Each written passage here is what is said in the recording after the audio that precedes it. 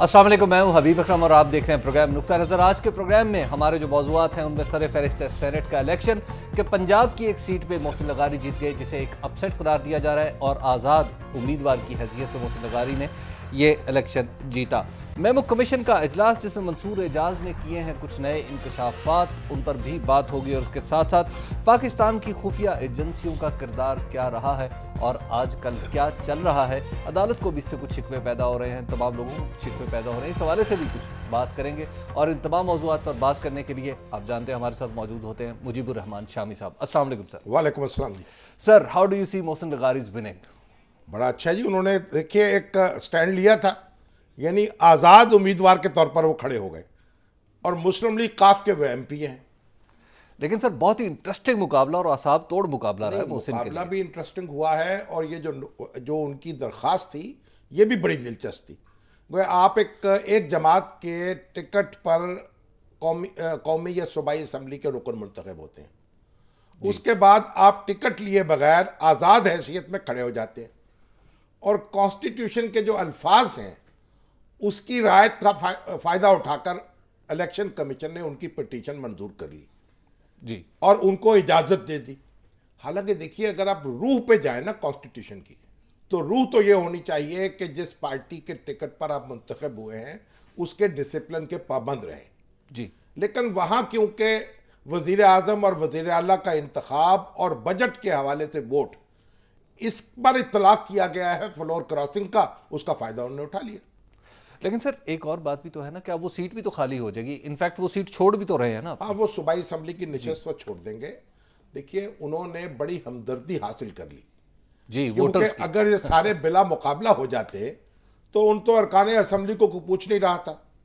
तो अब पंजाब असम्बली में भी ये देखा, वज़ीर आला तशरीफ़ ले आया बड़े अरसे के बाद कि उनकी ज़ियारत को और उनकी शक्ल को तरसती है अरकान असम्बली और असम्बली जी। तो वो तशरीफ़ लाए, रुके हुए काम हो गए, किसी की पोस्टिंग, किसी की ट्रांसफ़र, कोई फंड का इजरा हो गया। तो मोहसिन लगारी जो थे वो मोहसिन बन गए पूरी असम्बली के और लोगों ने कहा इनकी वजह से हमारी वक़्त जो है बनी। खा मुस्लिम लीग नून के थे, खा पीपल्स पार्टी के थे। और मुस्लिम लीग नून की एक ख्वाहिश थी कि कामल अली आगा ना पहुंचे वहाँ सेनेट में, हाँ, वहाँ पे वो बोलते भी बहुत क्योंकि हैं। वो मुस्लिम लीग काफ के रुकन है। और हकीकत यह है कि एक जो वो तो कहते हैं ना, एक जरदारी सब पर भारी, लेकिन ये कामल अली आगा के बारे में कोई ऐसा नारा लगाना चाहिए क्योंकि वो इस तरह टीवी टॉक शोज में और फ्लोर के ऊपर बोलते हैं कि बड़े बड़ों पे भारी हो जाते हैं, वो किसी की चलने ही नहीं देते। तो उनको तो अपनी जगह एक तमगा है भी मिलना चाहिए। अगर हुस्न कारकर्दगी का तमगा कोई हो सकता है किसी जमात की तरफ से, तो मुस्लिम लीग काफ को उनको देना चाहिए। अच्छा, अब वो जो थे लेकिन वो निकल गए जी, उन्होंने तो वोट हासिल कर लिए। चौधरी साहबान ने अपने वोट तो काबू कर लिए और असलम आगा जो है, क्या असलम गिल जी, असलम गिल के ऊपर जनाब नजला कर गया। पीपल्स पार्टी के पुराने कारकुन है, बेचारे कारकुन के कारकुन रह गए।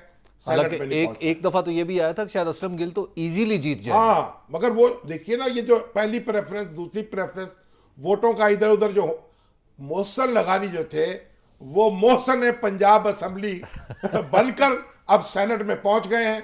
6 साल तक डंका बजाएंगे। वैसे पढ़े लिखे, रोशन ख्याल और मामलात पर गौर करने वाले आदमी हैं। पार्लिमानी सियासत में बड़ा अहम किरदार अदा करते हैं। हाँ, उनके बारे में कहा जा रहा था जनाब ये तो फारूक लगारी साबित हो गए मुस्लिम लीग काफ के, और आगा साहब जो हैं उनको हराएंगे। लेकिन वो असलम गिल जो है उनके कब्जे में आए, बाकी वो निकल गए। तो उनको मुबारकबाद पेश कर देनी चाहिए। शाम साहब, एक और भी बात कही जा रही है कि जी बलूचिस्तान, खैबर पख्तूनख्वा और फाटा में बड़ा पैसा चला है, अंधाधुंध पैसे बटे हैं, 13-13 करोड़ रुपए का एक वोट खरीदा गया है। इस तरह की बातें छप भी देखिए, चुकी बात हैं, यह लोग है भी कह रहे हैं। कि इसमें अफसाना बहुत होता है और मुबालगा बहुत होता है।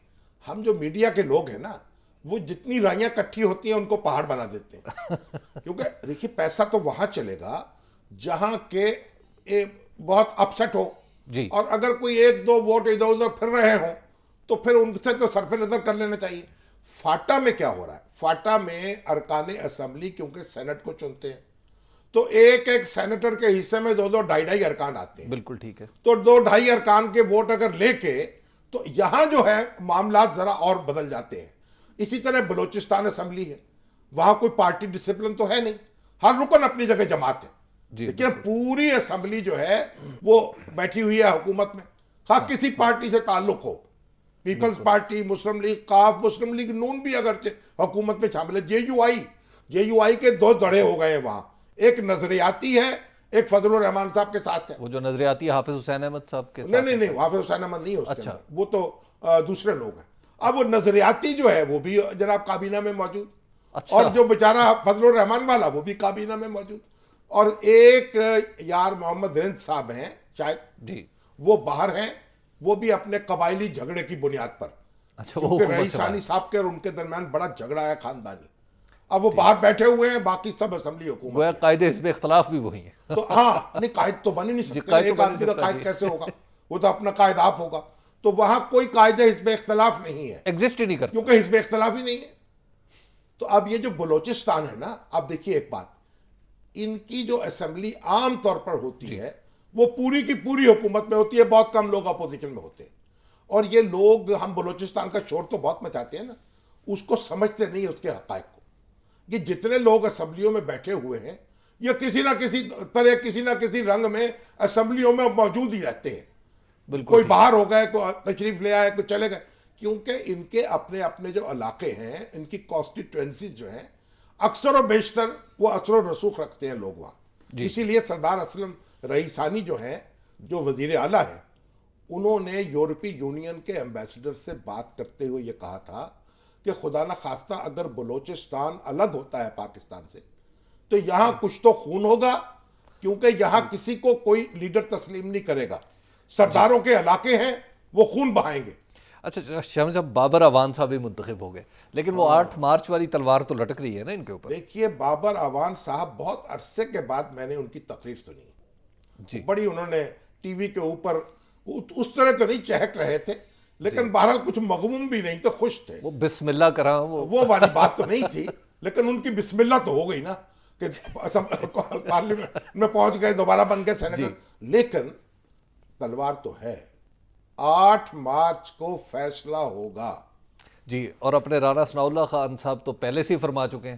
نہیں، رانا ثناء اللہ، میں نے تو پہلے بھی عرض کیا تھا نا، یہ آوان اور جو رانے راجپوت اور رانے، اب ان کے معاملات میں ہم کیا بولیں.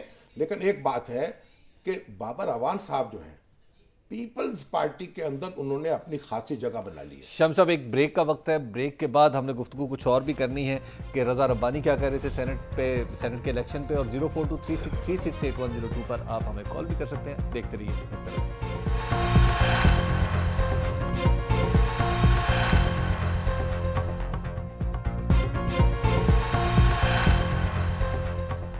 نقطہ نظر میں ایک بار پھر خوش آمدید.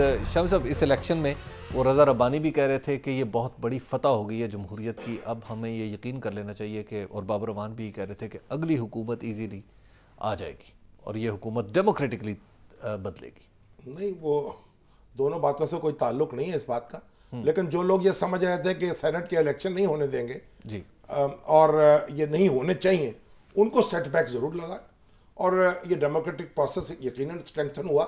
دیکھیے 2 باتیں اس میں بڑی اہم ہوئی ہیں. جی، ایک تو یہ جو یاسین اسلم، کیا نام ہے، یاسین سہیل، جی، یہ جو یہاں سے مسلم لیگ نون کے رکن اسمبلی ہیں، وہ احتجاجاً استعفیٰ دے کے گھر چلے گئے کہ انہوں نے کہا جی کہ مجھے کہا گیا کہ آپ دکھا کر ووٹ ڈالیں، بیلٹ پیپر دکھا کر. اس سے مسلم لیگ نون کی جو اخلاقی پوزیشن ہے اس کو ایک دھچکا لگا، بڑی ویک ہوتی ہے. ابھی وہ کہہ رہے ہیں کہ شاید واپس لے لیں گے، نہیں لیں گے، وہ بھارت کی بات ہے. پروٹیسٹ کرنا اتنا شدید، بالکل، اور پھر ان سے یہ کہنا کہ ووٹ دکھا کے ڈالو، یہ بہت عجیب و غریب بات ہے. دوسری بات یہ ہے کہ جو سپیکر ہے بلوچستان اسمبلی کے اسلم بھوٹانی صاحب، انہوں نے الیکشن کمیشن کو خط لکھا جس میں ایک رکن اسمبلی کے بارے میں کہا انہوں نے دوسرے کو پیسہ آفر کیا ہے. اچھا، سپیکر نے خط لکھا ہے. تو یہ بھی بڑی ایک سیریس بات ہوئی ہے. اور دیکھیے، اور ابھی سرحد اسمبلی کا پتہ نہیں چلا جو پختونخوا اسمبلی ہے کہ وہاں کیا ہوتا ہے. اور بات اصل میں یہ، میں تو اس بات کا حامی ہوں کہ جب ووٹ طے ہو جائیں، جی، اسمبلیوں میں جو ووٹ پڑتے ہیں صوبائی اسمبلیوں میں، ان کی بنیاد پر نشستیں بھی طے کر دینی چاہیے سینٹ، جس طرح ریزرو سیٹ، جس طرح یہ عورتوں کی سیٹیں طے ہوتی ہیں، یا ان کا الیکشن اس وقت کرا لینا چاہیے. دیکھیے، یہ جو اس طرح کا الیکشن ہوتا ہے، اس میں کچھ نہ کچھ گنجائش ہوتی ہے اور پیسہ کہیں نہ کہیں چل سکتا ہے. اس سے پھر امیج جو ہے پوری قانون ساز اداروں کا متاثر ہوتا ہے. اب اگر انہوں نے 20ویں ترمیم کی تھی, 18ویں کی ہے, 19ویں کی ہے, یہ بھی کر دیتے تو یہ بھی ایک بالکل کلین معاملہ ہو جاتا. شاہ صاحب, میمو کمیشن پہ ذرا بات ہو جائے. میمو کمیشن میں تو نئے سے نئے انکشافات, نئے سے نئے شگوفے, ایک پینڈورا باکس ہے جو کھل گئے, صدر سے لے کے آرمی چیف تک ہر چیز کٹہرے میں. بڑی عجیب بات ہے. میں تو پہلے دن سے یہ عرض کر رہا ہوں آپ کی خدمت میں کہ حضور یہ ایک مشکوک شخص ہے, ایک مشکوک دستاویز اس نے پیش کی ہے, اس کو زیادہ آپ اہمیت نہ دیں. لیکن ہمارے ہاں کیونکہ ہر شخص دوسرے کے بارے میں بدگمانی میں مبتلا ہوتا ہے اور دوسرے کو تحقیق کرنے پر تلا ہوتا ہے, تو اس لیے سارا کچھ ہوا. ہمارے فوجی افسر جو ہیں ہمارے سیاستدانوں کے پیچھے, ہمارے سیاستدان جو ہیں وہ ایک دوسرے کے پیچھے. اب آپ دیکھیے جو منصور اعجاز نے کہا ہے, اس نے کہا ہے میرے پاس مصدقات یہ بات موجود ہے کہ پاکستان کی فوج حکومت پر قبضہ کرنا چاہتی تھی. بالکل, اس نے تو ایک ٹرانسکرپشن بھی پیش کر دی ہے. پھر اس نے یہ کہا 2 مئی کے واقعے کے بعد, اسامہ بن لادن کے جانے کے بعد 4 جو ایجنسیاں ہیں, انٹیلیجنس نیٹ ورک ہیں مختلف ممالک کے, انہوں نے مجھے بریف کیا. بالکل, اب اندازہ لگائیے آپ, یعنی کیا ان کی شخصیت ہے کہ وہ وائس پریزیڈنٹ ہیں یا پریزیڈنٹ ہیں امریکہ کے یا چائنا کے, کہ ان کو 4 بین الاقوامی ادارے بریف کر رہے ہیں. اور پھر ارشاد یہ فرمایا کہ جو گفتگو وہ جو ہیلی کاپٹرز تھے ایبٹ آباد میں آنے والے, ان کے پائلٹس کے اور ایئر ٹریفک کنٹرول کے درمیان ہوئی ہے. بالکل, اس کا ٹرانسکرپٹ میرے پاس موجود ہے.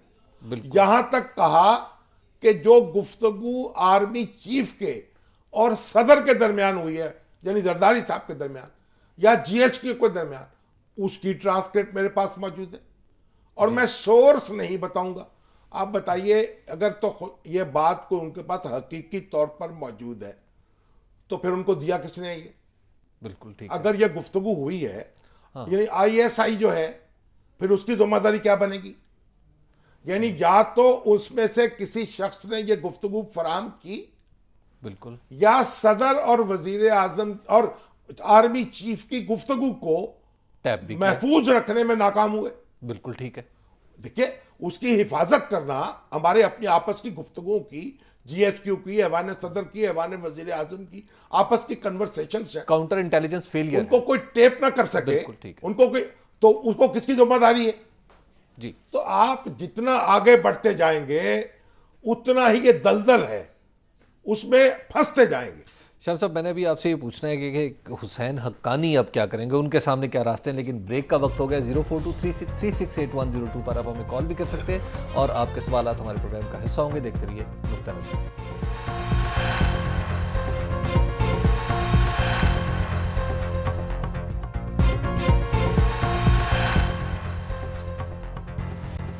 نقطہ نظر میں ایک بار پھر خوش آمدید. گفتگو ہو رہی تھی میمو کیس کے اوپر.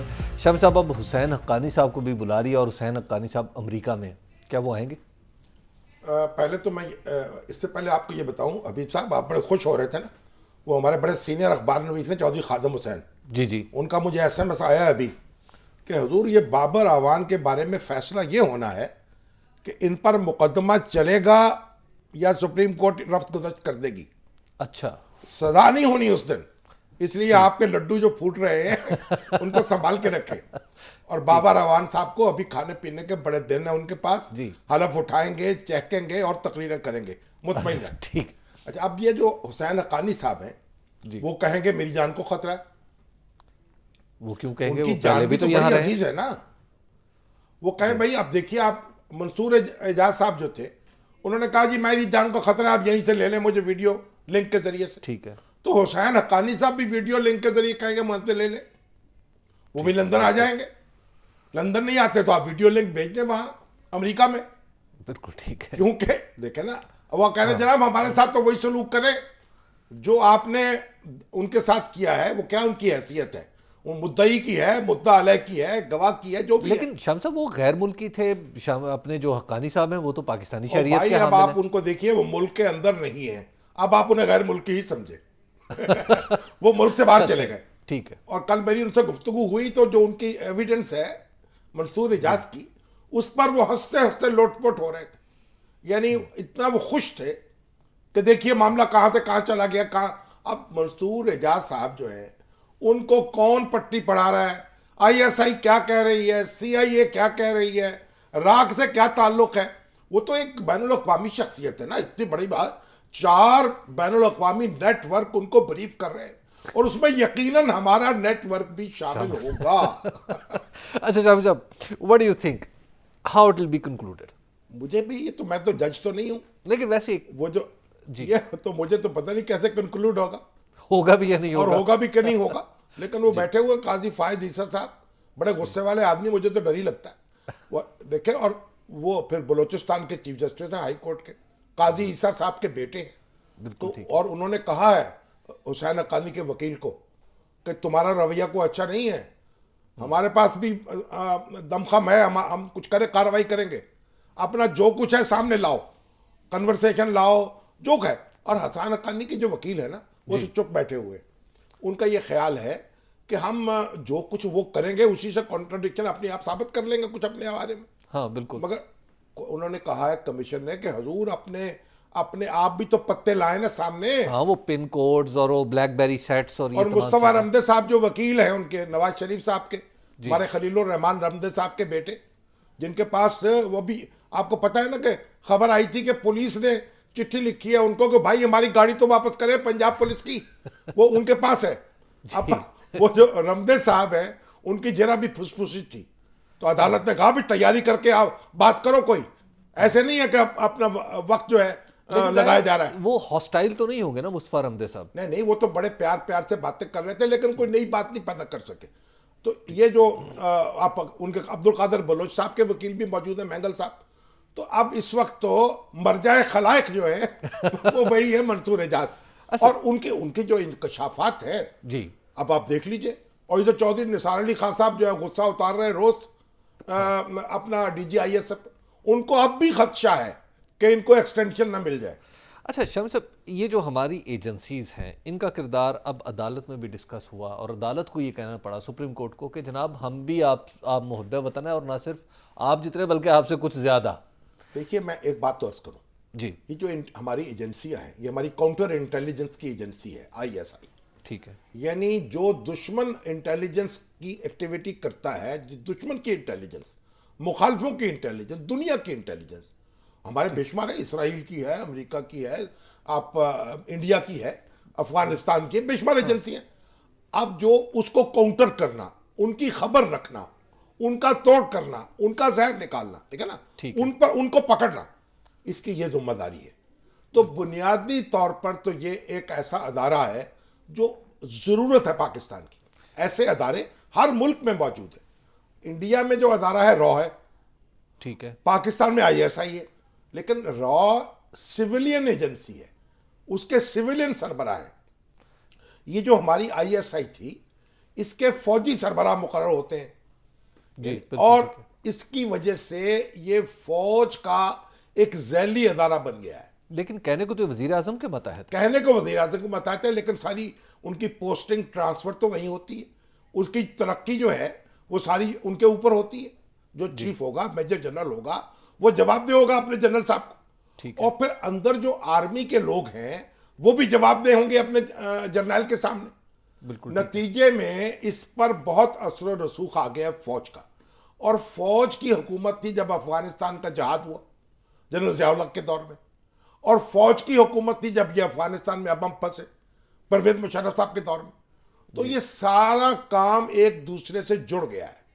اب اس کو الگ کرنا جو ہے بہت مشکل ہوتا جا رہا ہے. اچھا شامی صاحب، ہماری جو ایجنسیز کا رول ہے یہ ڈاؤن ٹرن ہے، ڈیمینشنگ رول ہے، یا انکریزنگ رول ہے؟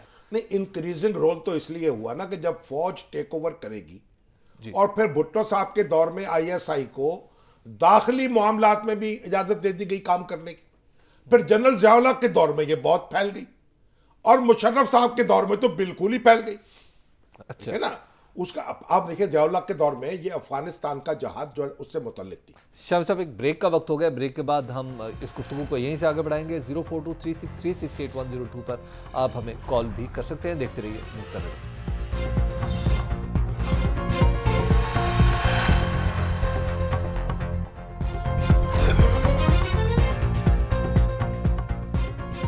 نقطہ نظر میں ایک بار پھر خوش آمدید. بات ہو رہی تھی ایجنسیوں کے کردار پر، اور شاہ صاحب آپ بتا رہے تھے کہ جو جرنیلی حکومتیں ہوتی ہیں اس میں یہ سب سے زیادہ پھیلا ہوا ہے. دیکھیں نا اس میں کیا ہوا، جنرل ضیاء الحق جو تھے ان کے دور میں جو جہاد افغانستان کو ہم نے سپورٹ کیا، لیکن وہ جو تعاون امریکہ کے ساتھ تھا اس میں بڑی حدود و قیود تھی.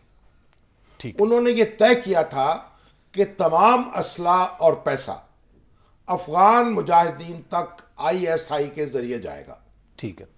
اور کوئی امریکی کسی افغان سے براہ راست رابطہ نہیں رکھے گا. Very wise decision. ٹھیک ہے نا. نہ کوئی امریکی سفارتکار، نہ کوئی فوجی، نہ کوئی CIA، نہ کوئی انٹیلیجنس ایجنسی، سب دروازہ بند. یہاں تک ہوا کہ بعض اوقات امریکن ایمبیسی کا کوئی آدمی پشاور جانے کی کوشش کرتا ہوا پکڑا گیا، اس کو واپس لے آئے. ٹھیک ہے. آپ نہیں کر سکتے، ہم کریں گے. تو ISI نے اس وقت افغانستان کے لوگوں کی مدد کی، جو ایک بڑا پرائیڈ ہے ہمارا. جو جب ان کے ملک پہ سوویت یونین نے فوجیں داخل کر دی، قبضہ کر لیا، تو جب بغاوت ہوئی تو اس کی ہم نے حمایت کی. بالکل ٹھیک. ہمارا سر فخر سے بلند ہونا چاہیے. ہمارے یہاں بعض جو کچے پکے دانشور ہیں وہ اس پہ ماتم کرتے رہتے ہیں. حالانکہ ماتم کرنا چاہیے سوویت یونین کے وہاں آنے کا. ہم نے تو اپنا فرض ادا کیا جو ہمسائے کے ساتھ کرنا چاہیے. بالکل. اچھا، اب ISI نے کام کیا. اختر عبد الرحمان اس وقت تھے اس کے سربراہ. آپ یقین کریں کسی نے ان کی شکل نہیں دیکھی تھی. وہ نمایاں نہیں ہوتے تھے، کسی سے ملتے نہیں تھے، انویزیبل. ایک غیر مرئی طاقت تھی ان کی. اور مرنے کے بعد، ان کی شہادت کے بعد ان کی تصویریں آئیں تو پتہ چلا یہ اختر عبد الرحمان ہے. ٹھیک ہے. میں بھی کئی میٹنگوں میں شریک ہوتا تھا، ایڈیٹرز کی بریفنگز ہوتی تھی. اگر اختر عبد الرحمان سے میرا کبھی اس طرح ملاقات نہیں کہ ISI کے چیف ہے اور ISI کیا بلا ہے. یہ تو بعد میں جو ہمارے جرنیل آئے ہیں وہ بس جناب انہوں نے اپنے آپ کو جو پبلک فگر بنایا ہے اس سے بہت بڑی خرابی پیدا ہوئی. بہرحال اب مشرف صاحب کے دور میں امریکہ کو ہر قسم کی اجازت دے دی گئی. وہ اپنی انٹیلیجنس کر سکتا ہے، CIA ایجنٹ لا سکتا ہے، اور تمام کام کر سکتا ہے. ISI جو تھی وہ اس کے اندر اس کا کردار محدود کر دیا گیا پہلے کی نسبت. لیکن شام صاحب ISI کو یہ اجازت کس نے دی کہ وہ اتحاد بنائے، اپنے بندے کھڑے کرے الیکشن میں؟ وہ تو پھر حکومت نے کہا نا. جب حکومت آرمی چیف کی ہوگی جی، اور آرمی چیف کی پابند ہوگی، غلام باندھی ہوگی نا، یہ لونڈی تھی نا ISI جی، پرویز مشرف کی، اس کے لیے ہر کام کیا. پھر اور ابھی آپ دیکھیے بلوچستان ہے، پاکستان کے مختلف حصے ہیں، بالکل وہاں غیر ملکی بھی کام کر رہے ہیں. یہ بنگلہ دیش جو بنا ہے مشرقی پاکستان، اس میں رو کا ہاتھ تھا نا، بالکل تھا. یہاں بھی کام کر رہے ہیں اور ان کے مہرے بھی ہیں. اب ان کا مقابلہ کر رہی ہے ISI. لیکن یہ بھول جاتے ہیں یہ لوگ جو ISI والے ہیں، یہ اپنے ملک کے اندر کارروائیاں ہو رہی ہیں. آپ کو قانون سے بالاتر نہیں ہونا، آپ کو کسی کو ٹارچر نہیں کرنا، آپ انویسٹیگیشن کے جدید طریقے استعمال کریں. السلام علیکم معظم صاحب. جی وعلیکم السلام. جی معظم صاحب. شامی صاحب، ہاں جی، آپ سے ایک سوال کرنا ہے کہ کیا آپ نہیں سمجھتے ہیں کہ منصور اجاز یا میمو کیس افواج پاکستان کو بدنام کرنے کی مضمون کوشش کر رہا ہے؟ دیکھیے میں تو پہلے دن سے یہ کہہ رہا ہوں، افواج پاکستان کو کیا کہیں، ان کی لیڈرشپ نے یہ سارا فسانہ جو ہے اس کو ہوا دی ہے. ISI کے DG نے اس کی جا کے خدمت میں حاضری دی ہے. ہم اتنے شوق میں مبتلا ہو جاتے ہیں اپنے لوگوں کے درپے ہونے کے. یہ سارا کام تو انہوں نے کیا ہے. تو پھر یہ کردار وہ جو ایجنسیوں والا یہ کردار یہی تو کہاں سے؟ افسوسناک ہے جی، یہی تو بلکہ شرمناک ہے. انصر صاحب ہیں DG خان سے. جی السلام علیکم انصر صاحب. وعلیکم السلام. شامی صاحب، کافی دنوں سے دل بہت افسردہ ہے. میرے ملک میں آئے روز ایسے واقعات ہو جاتے ہیں جس سے دل خون کے آنسو رو رہا ہے. کبھی 16 بندوں کو قتل کر دیا جاتا ہے، कभी लोग उठ के हमारे अफवाज पे उंगलियां उठाना शुरू कर देते हैं, कभी वजीर दाखिला साहब उठ आप- के लोगों के आप ये अंसर बात साहब। समझ लें, जहां बजती हैं शहनाइयां वहां मातम भी होते हैं। ये खुशी और गमी साथ साथ चलते हैं, यही जिंदगी है। गम से हमें ताकत पकड़नी है, हौसला नहीं हारना। वो गम देने वालों को हमने नेस्तो नाबूद करना है, उनका मुकाबला करना है, और यही हमें इस्लाम सिखाता है और यही इंसानियत सिखाती है। नजर अब्बास गोंदल साहब हैं बद्दू मली से। जी अस्सलाम वालेकुम। अस्सलाम वालेकुम जी। वालेकुम सलाम जी।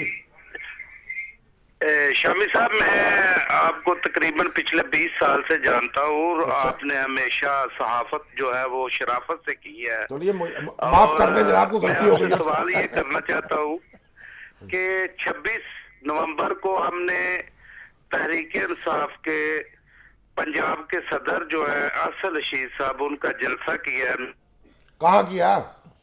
कि जो है मोहतरम जनाब अरफान भट्ट साहब और जनाब अबरार हक साहब की सरपरस्ती में। कहाँ किया जलसा? आसमान पर या जमीन पर? नारावाल किया है जी। तो इसमें मेरा क्या कसूर है? माशाल्लाह, मुबारक हो आपने जलसा।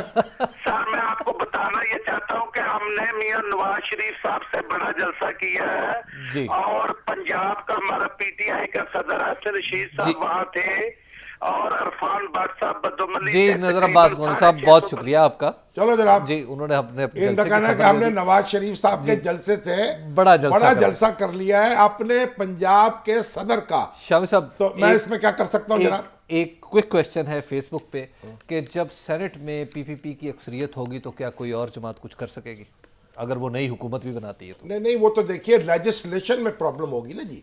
जब आप कोई कानून बनाएंगे तो फिर मसालेहत के साथ और मफाहमत के साथ बनाना पड़ेगा।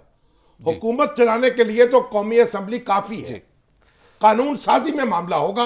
और ये अच्छी बात भी है कि सियासी जमातें मफाहमत और मसालेहत से और अफामत तफहीम से कानून साजी करें कम अज कम। शामी साहब, आपका बहुत बहुत शुक्रिया। हमारे आज के प्रोग्राम का वक्त ख़त्म हो जाता है। आइंदा बुध को हम दोबारा आपकी खिदमत में हाजिर होंगे, खबरों, तज्जियों, तबसरों और अंदर की खबरों के साथ भी। आज के लिए इजाज़त दीजिए। खुदा हाफ़िज़।